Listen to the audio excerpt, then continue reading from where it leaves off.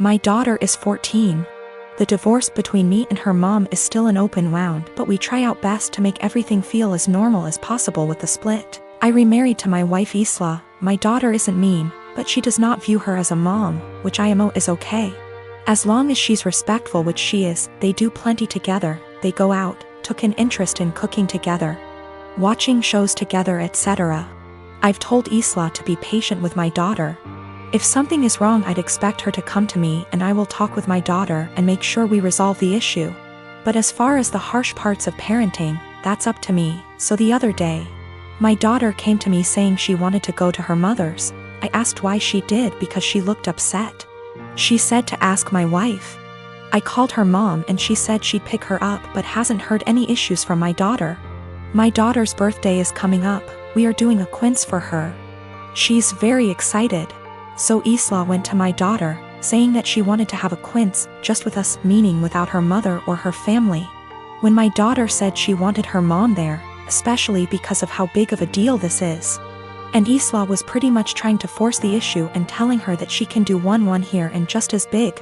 My daughter asked why she's trying to leave her mom out of such an important event. And Isla got mad at her for that and accused her of being bratty, and if she wants her mom so bad she should go there. I was so confused. What argument even is that? First of all, there's a reason she went behind my back and told my daughter. Second of all, she's not my kid's mother. And the more she tried to replace her, the more my daughter will resent her. Third of all, she's never welcome to insult my daughter because of her issues, and I don't know where and why she thought this would fly. I told her this, and her argument was that she wanted to be noticed by my daughter and why I care so little about her feelings. I told her my daughter notices her. They go out in girls' days weekly, they go out, watch movies together, etc.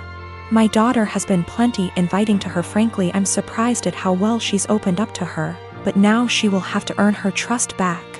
She again asked why I keep taking my daughter's side and not meeting her in the middle. I told her she's wrong here, simple as that. I could have if she didn't do it like this.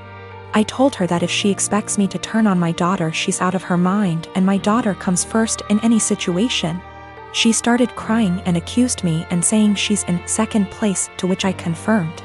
I would never want her to put me over a kid. She left and now isn't speaking to me. V asked my daughter if this behavior was consistent.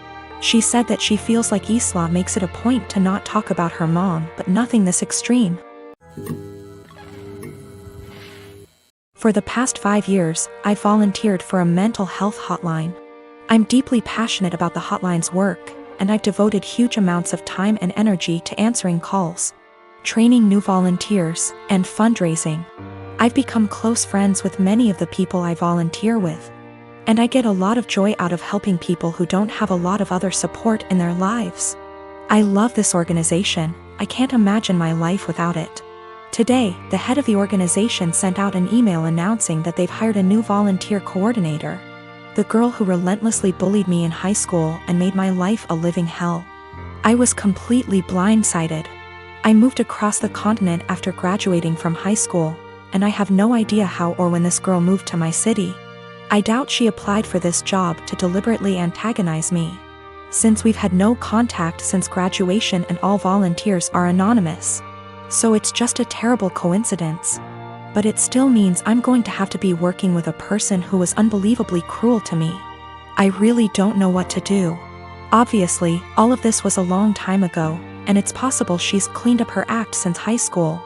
But I still hate the idea of even being in the same room as this girl. I've had her blocked on every platform for, over a decade now. It looks like my only options are to A, tough it out and deal with this person coming back into my life, or B, quit the hotline after 5 years of service. I went for my regularly scheduled afternoon shift at the hotline, and the girl just happened to be there for some kind of orientation. I wasn't expecting her to be there, so I initially just kept my head down and ignored her. A little while into the shift, she came over to introduce herself, and genuinely didn't seem to recognize me. I've cut my hair and gotten glasses since high school, so that could have been it. It was a very brief interaction, and I didn't say anything to her in return, just nodded and smiled. After she left, I asked my shift supervisor if I could speak with her privately. I followed some of the advice here. just letting her know that I have a history with this person and I'm not comfortable working with her directly. The shift supervisor was very understanding and said that she could arrange for me to only serve shifts when the girl isn't supervising. She also offered to let me schedule my shifts through her instead of through the girl, which I appreciated. Unfortunately, it seems like there will be an unavoidable level of casual interaction, given that the girl is working in the facility on a full-time, 9-to-5 basis. I think I'll be able to stick it out for now, but we'll see. The shift supervisor did ask me what I wanted to tell the girl.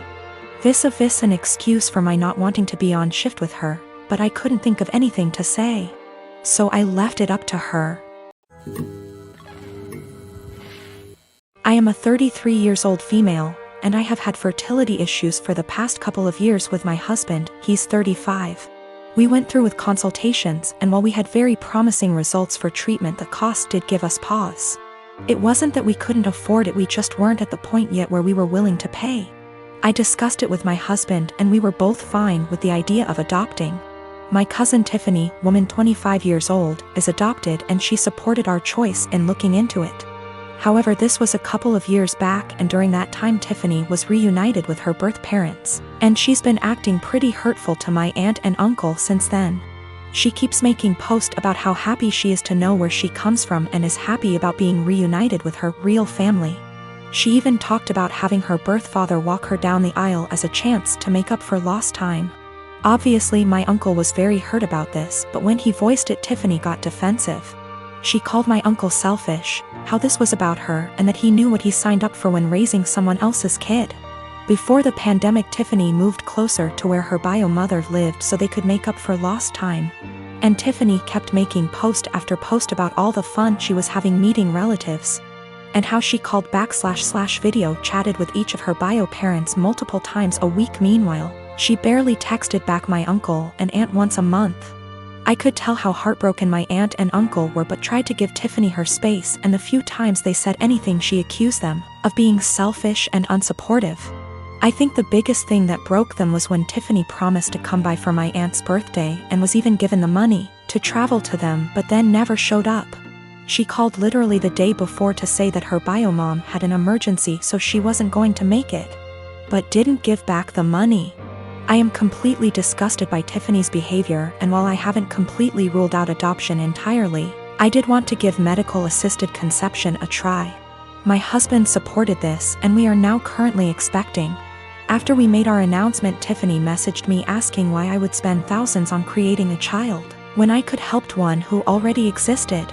I tried to play it off, but Tiffany kept pressing and calling me a bad person when there are so many children who desperately need a home, and overpopulation. It got to the point where she was pissing me off, and I just came clean and said that her behavior towards the people who loved and raised her was the reason. Tiffany got really upset, but I didn't care. However, her parents are now starting to say that I was wrong.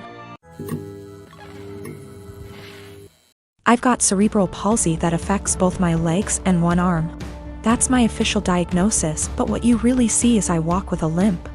I'm a software developer, so job-wise, I don't have any issues. I knew when I was a kid that using my brain is the best way for me to survive on my own without relying on other people. I haven't had the chance to get my driver's license, but according to therapists and doctors that shouldn't be an issue. That's the background about me. My girlfriend and I have been together for a year. We met back in April 2020 of last year, and we decided to get together in May 2020. I told her about my disability before then, but she wanted to try and make it work. We video call on Discord every day, almost always when we're awake, and recently we've been going on dates.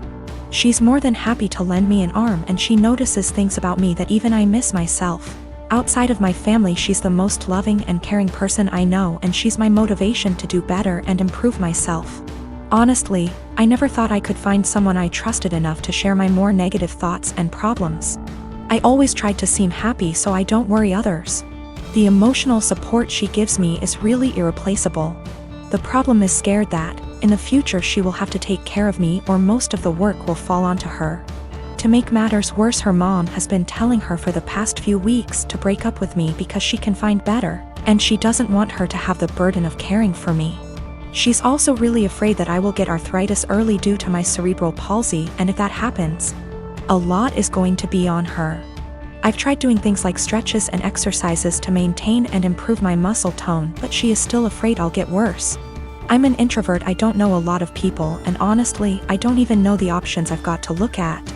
I want to prove that I can be independent and that if things do go wrong, it won't just be on her.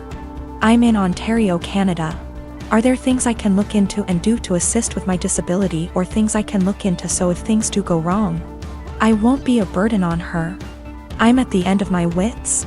I've never really hated my disability, but I've always kept myself going by tempering my expectations and thinking, my disability is going to make it really hard to find someone, and she's the first person to make me feel like, yeah, it doesn't matter. I want to do anything to show her that I won't hold her back in the future, but I'm out of ideas. Is there anything I can do? I don't want to worry anyone I'm with these issues, but I'm at the end of my wits. I don't even know if my relationship is lost, but I don't want this to happen again, and I want to know what I can do myself so I can reassure my partner, so they know I won't hold them back in the future.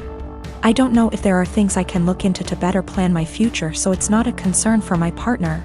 The worst part is, I've always thought my disability doesn't matter. But with all of this happening, it's really hard to convince myself otherwise.